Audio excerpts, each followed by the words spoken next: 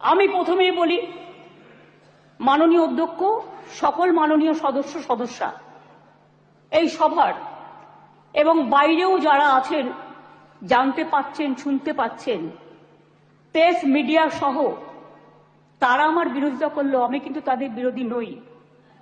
আমি তাদের সকলকে, অ্যাসেম্বলির সব স্টাফেদের সকলকে, সেক্রেটারি জেনারেলের থ্রুতে, অ্যাডমিনিস্ট্রেশনের যারা আছে, প্রশাসনের যারা আছে, সকল ভাই বোনেদের আমি ধন্যবাদ জানিয়ে আমি বলবো, মেয়েদের অধিকার রক্ষার লড়াইয়ে আমি যখন দিনটা ঠিক করেছিলাম স্যার, আমি তখন নিজেও এটা আমার নলেজে ছিল না, কিন্তু হিস্ট্রি রিপিটস ইটসেলফ।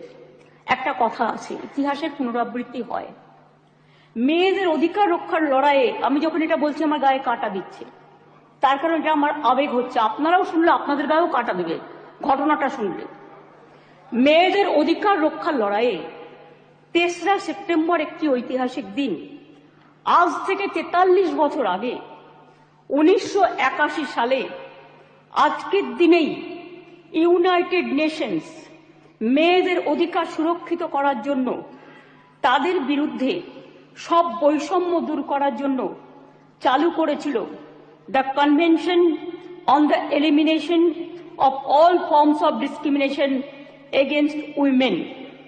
সংগঠিত হয়েছিল ইউএনের আন্তর্জাতিক নারী বৈষম্য বিরোধী কমিটি, এবং সেই দিনটা আজকের দিনের সাথে মিলে যাওয়াতে আমি ইউনাইটেড নেশনসকে অভিনন্দন জানাচ্ছি।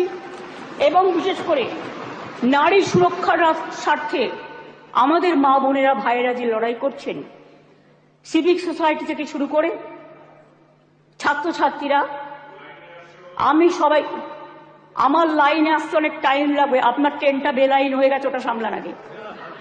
আমি আপনাদের বলি, আমি সবাইকে অভিনন্দন জানাচ্ছি।